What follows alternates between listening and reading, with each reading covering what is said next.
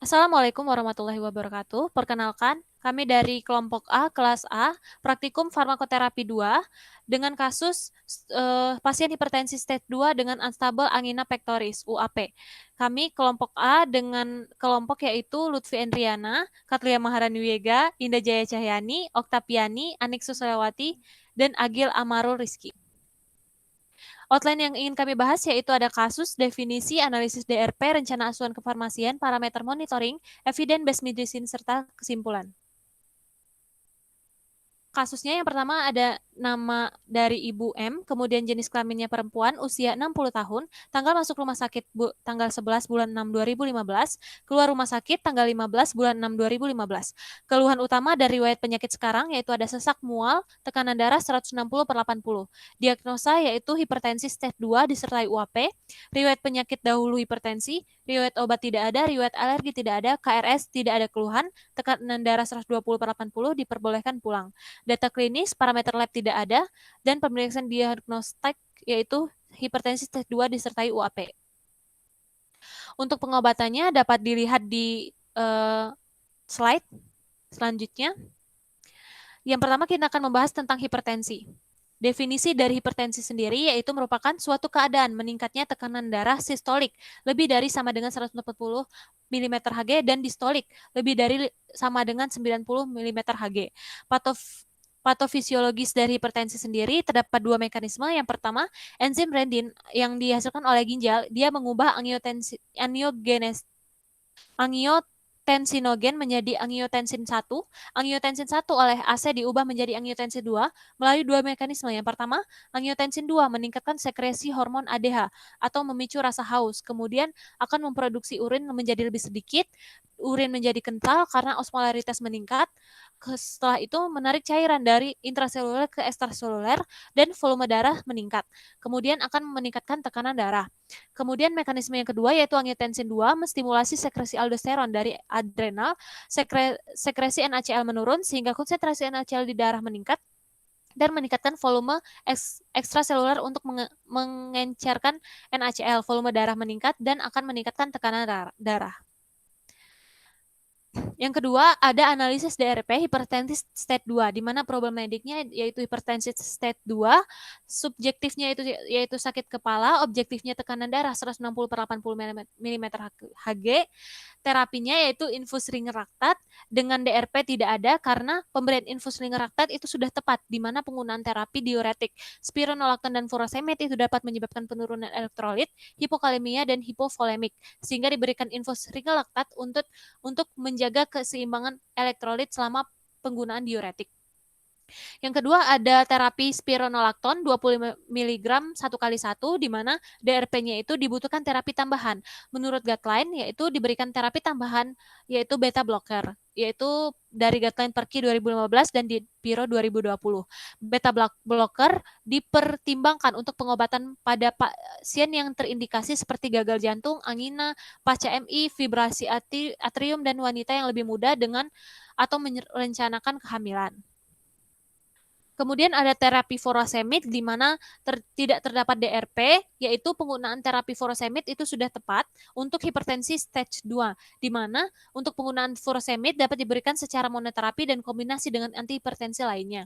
Dalam kasus darurat hipertensi, yaitu lebih dari 120/210, furosemid harus diberikan, yaitu sebanyak 40 mg melalui rute oral, di mana pasien masuk ke dalam kriteria darurat hipertensi dengan tekanan darah 130/80 mm Hg. Kemudian ada terapi mikardis 80 mg 1x1 di mana DRP-nya yaitu terdapat obat yang lebih efektif di mana untuk manajemen hipertensi stage 2 dengan unstable angina seperti kasus yang didapatkan diberikan yaitu AC bukan ARB. Nah, sementara ARB itu sering dianggap sebagai terapi alternatif pada individu dengan penyakit kardiovaskular yang tidak toleran terhadap AC inhibitor. Sehingga terapi lini pertama yang digunakan yaitu AC dikarenakan penghambat AC efektif dalam mengurangi kejadian IHD awal dan direkomendasikan untuk dipertimbangkan pada semua pasien dengan MI akut. Selanjutnya yaitu rencana asuhan kefarmasian di mana pada problematik hipertensi stage 2 diberikan ringeraktat dilanjutkan, kemudian beta blocker merupakan lini pertama hipertensi dengan penyakit jantung koroner terutama yang menyebabkan angina. Kemudian dipilih beta blocker kardioselektif atau beta 1 yaitu metoprolol, di mana tidak memiliki aktivitas simptomimetik intrinsik. Metoprolol diberikan pada angina dengan dosis 2 kali 50 mg. Kemudian terapi furosemid dilanjutkan karena sudah tepat. Selanjutnya ada terapi mikardis yang digantikan dengan terapi lisinopril dengan dosis yang diberikan lisinopril 1 kali 10 mg sehari. Selanjutnya ada parameter monitoring hipertensi, ada obat ringer laktat dengan efektivitas, yaitu klinisnya cairan elektrolit, TTV-nya tidak ada, lab-nya tidak ada, kemudian ESO-nya tidak, klinisnya tidak ada, TTV-nya tidak ada, lab-nya dilihat kadar elektrolit serum Na, K, Cl, Ca, dan bikarbonat. Kemudian ada spironolakton dengan efektivitasnya klinisnya hipertensi, TTV-nya itu jika pasien kurang dari 65 tahun, target tekanan darahnya kurang dari 130 per 80 mm Hg dengan batas toleransi 120 per 70 mm Hg. Labnya kadar kalium normal 3,5 sampai 5 mmol per liter. ESO yang dilihat yaitu gastritis bleeding, demam, sakit kepala, pusing, serta diare. Dan labnya yaitu kadar kalium kurang dari 5,2 mmol per liter.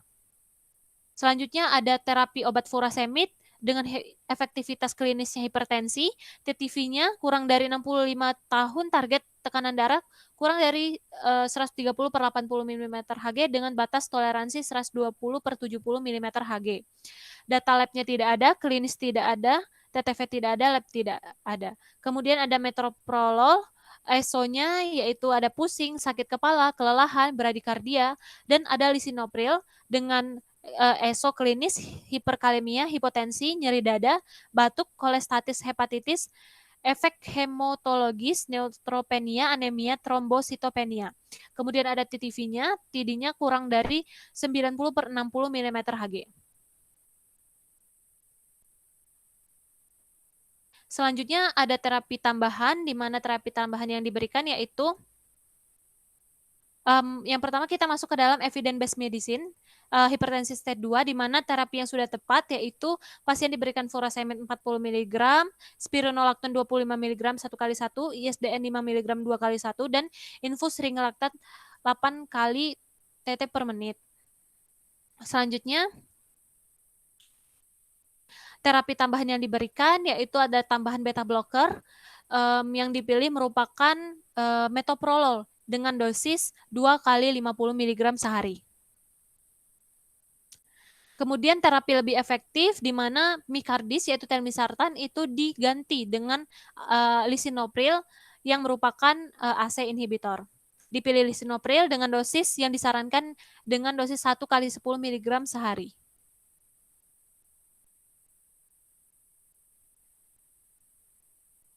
Selanjutnya yaitu astabil angina pectoris. Definisinya, astabil angina pectoris adalah penyakit jantung koroner yang disebabkan oleh penumpukan plak di sepanjang dinding arteri. Dengan patofisiologinya, angina tidak stabil terjadi karena aliran darah terhambat ke miokardium, sehingga penurunan suplai O2 ke miokard dan menyebabkan iskemik miokard atau jantung kurang pasokan darah, dan mengalami penurunan kekuatan kontraksi miokard, sehingga akan diubah metabolisme aerob menjadi anaerob. Dan terjadilah penimbunan asam laktat berupa plak sepanjang arteri dan menimbulkan angina, dan terjadilah nyeri dada. Pembentukan plak intraluminal ini, trombosis intraluminal, vasospastika dan tekanan darah tinggi sering memicu terjadinya angina tidak stabil atau astabil angina pectoris. Selanjutnya analisis DRP, UAP, problematiknya yaitu astabil angina pectoris, subjektifnya sesak mual, objektifnya tidak ada, terapi yang pertama yaitu ISDN 5 mg 2 kali 1 per oral, DRP-nya terdapat obat yang lebih efektif, menggunakan ISDN oral di mana metabolisme lintas pertama. Untuk menghindari lintas pertama ini, pemberian sublingual lebih disenangi untuk mencapai kadar darah terapeutik secara cepat, yakni 5 menit. Terapi yang kedua yaitu ada simvastatin 20 mg 1 kali 1, DRP-nya terdapat obat yang lebih efektif. Terapi statin harus diberikan pada semua penderita angina pectoris tidak stabil tanpa melihat nilai awal kolesterol LDL dan tanpa mempertimbangkan modifikasi diet. Statin harus tetap diberikan, di mana terapi statin intensitas tinggi harus dimulai sejak sedini mungkin. Selanjutnya, terapi miniapsi 1 kali 1 per oral. DRP dibutuhkan terapi tambahan penggunaan aspirin miniapsi dikombinasikan dengan clopidogrel dapat menurunkan resiko kematian dari semua penyebab stabil angina, miokard infarct, atau stroke dalam waktu yang dibandingkan dengan hanya menggunakan aspirin saja atau dengan non-clopidogrel. DRP-nya yang kedua diberikan terapi tambahan. Penggunaan terapi antiplatelet disarankan diberikan terapi tambahan program sifat untuk semua pasien yang menggunakan terapi antiplatelet. Namun untuk pemilihan obatnya dipilih Fondaparinux dikarenakan mempunyai profil keamanan yang paling baik. Selanjutnya, perencanaan asuhan kefarmasian UAP. Problematiknya yaitu astabil angina pectoris, rekomendasi terapinya ISDN oral digantikan dengan ISDN sublingual dengan dosis 3 kali 5 mg digunakan untuk mengurangi gejala angina. Yang kedua digunakan dual antiplatelet atau DAPT, yakni aspirin dan clopidogrel, di mana dosis clopidogrel diberikan sebanyak dengan loading dose 300 mg dilanjutkan dengan 1 kali 75 mg sehari. Yang ketiga, Fondaparinux 1 kali 2,5 mg secara subkutan, di mana Fondaparinux memiliki bioavailabilitas 100% setelah diberikan secara subkutan dengan waktu paru eliminasi 17 jam, memungkinkan pemberian dosis sekali sehari. Selanjutnya yaitu terapi simvastatin intensitas rendah digantikan dengan atorvastatin, di mana resiko rawat inap berulang untuk angina atau stroke lebih rendah dibandingkan rosuvastatin. Selain itu, atorvastatin lebih hemat dari segi biaya. Dosis atorvastatin yang diberikan 1 kali 20 mg. Selanjutnya, untuk edukasi, yang pertama KIE kepada pasien, tablet harus diletakkan di bawah lidah dan tidak tertelan.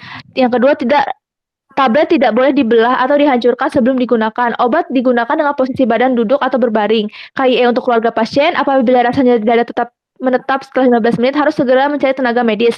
KIE untuk tenaga medis lain digunakan 1 tablet, tetapi jika tidak mereda pada dosis 2 dan 3, maka bisa dikonsumsi dengan interval 5 menit maksimal 3 kali. ISDN diberikan dalam keadaan perut kosong atau 30 menit sebelum makan. Monitoring pusing, sakit kepala, gelisah, lemah, mual pada pasien. Selanjutnya, KIE untuk pasien. Obat DAPT, aspirin dan clopidogrel diminum setelah makan masing-masing 1 tablet. Obat DAPT, aspirin dan clopidogrel harus dikonsumsi rutin selama 12 hari.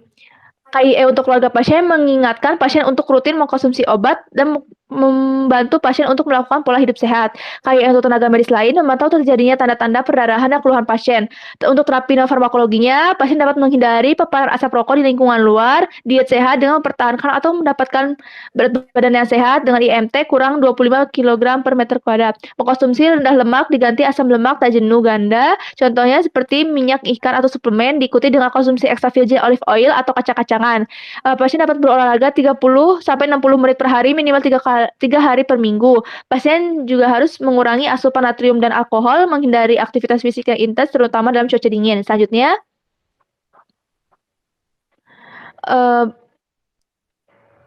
untuk edukasi antikoagulannya, kayak untuk pasien antikoagulan rutin digunakan bersama DAPT atau dual antiplatelet terapi.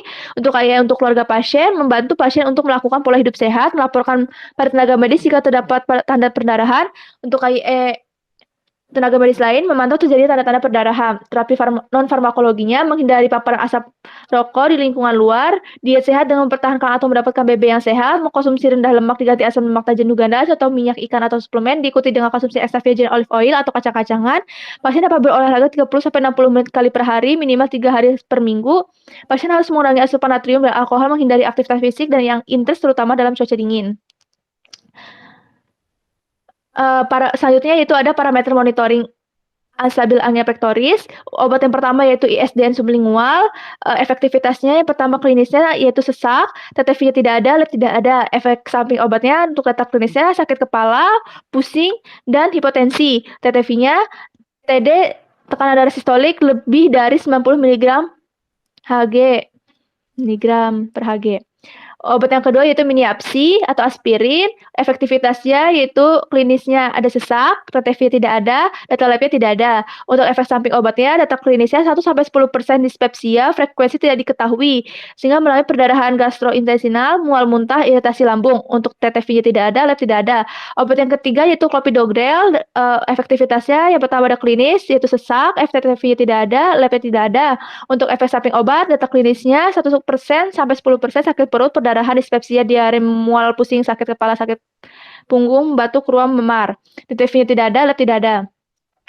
Untuk obat Varfarinus, efektivitasnya klinis sesak, TTV-nya tidak ada, data lab-nya hemoglobin 13 sampai 18 gram per dl, kreatininnya 0,6 sampai 1,3 mg per dl, INR-nya 2 sampai 2,5. Untuk efek samping obatnya, data klinisnya fraktur, pinggul, anemia, demam, mual, sembelit, meruam, muntah, insomnia, peningkatan drainase, luka, hipokalemia. TTV-nya tidak ada. Data lab-nya HB kurang dari 5 gram per dl, kreatininnya kurang dari 0,6 mg per dl, INR-nya lebih dari 3. Untuk obat atorvastatin, efektivitasnya sesak, TTV-nya tidak ada, lab-nya tidak ada. Untuk efek samping obatnya, data klinisnya lebih dari 10%, diare 5-14%, nasofaringitis 4-13%, artralgia 4-12%, dan TTV tidak ada. Untuk data lab-nya, serum kreatinin kinase, panel lipid. Selanjutnya,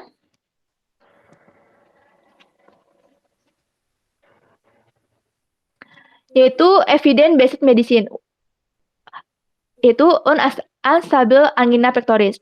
Yang pertama, underdose dan terdapat terapi lebih efektif. Pasien dengan kasus ini didiagnosa dengan hipertensi stage 2 dengan unstable angina pectoris, di mana untuk terapi unstable angina pectoris, pasien diberikan pengobatan ISDN 5 mg 2 kali 1 per oral, miniapsi 1 kali 1 per oral, dan sivastatin 20 mg 1 kali 1 per oral. Dosis ISDN per oral untuk terapi UAP pada pasien tidak sesuai dengan yang disarankan, yakni minimal 15 mg per hari. Pasien hanya mendapat 2 kali 5 mg atau 10 mg per hari. ISDN per oral diganti ISDN sublingual. ISDN oral akan mengalami metabolisme lintas pertama, sehingga harus dihindari. Selain itu, Asosiasi Jantung Amerika merekomendasikan nitrat kerja pendek untuk terapi angina tidak stabil. ISDN sublingual mencapai kadar darah terapeutik secara cepat. Onset ISDN sublingual 5 menit setelah pemberian dan dosis 3 kali 5 mg sehari secara sublingual untuk mengurangi gejala angina. Selanjutnya,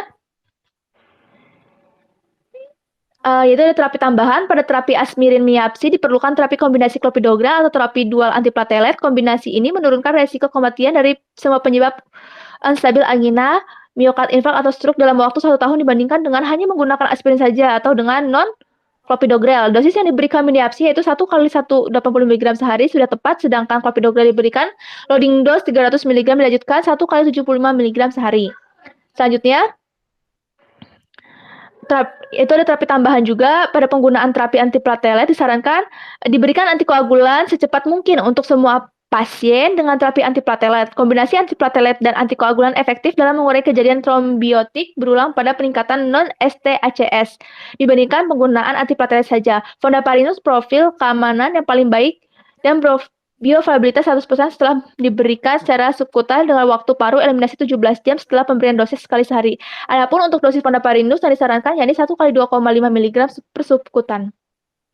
Selanjutnya, ada terapi lebih efektif, yaitu ada terapi statin harus diberikan pada semua penderita angina pectoris tidak stabil dengan statin intensitas tinggi harus dimulai sejak dini mungkin. Sivastatin intensitas rendah digantikan dengan atorvastatin intensitas tinggi, di mana resiko rawat inap berulang untuk angina atau stroke lebih rendah dibandingkan rosuvastatin. Selain itu, atorvastatin lebih hemat dari segi biaya. Dosis atorvastatin yang diberikan 1 kali 20 mg sehari. Baik, kesimpulannya, masalah terkait obat yaitu drug related problems yang ditemukan antara lain yaitu kasus hipertensi stage 2 yang perlu diberi terapi tambahan berupa golongan beta blocker dan terdapat terapi obat yang lebih efektif selain bicardis, misalnya ini golongan ACI. Sedangkan untuk kasus UAP terdapat terapi yang lebih efektif yakni ISDN, terapi tambahan antiplatelet dan antikoagulan, serta terdapat terapi lebih efektif golongan statin intensitas tinggi. Rencana rekomendasi terapi yang diusulkan yaitu ada metoprolol, lisinopril, ISDN sublingual, clopidogrel, dilanjut dengan fondaparinus atau atorvastatin.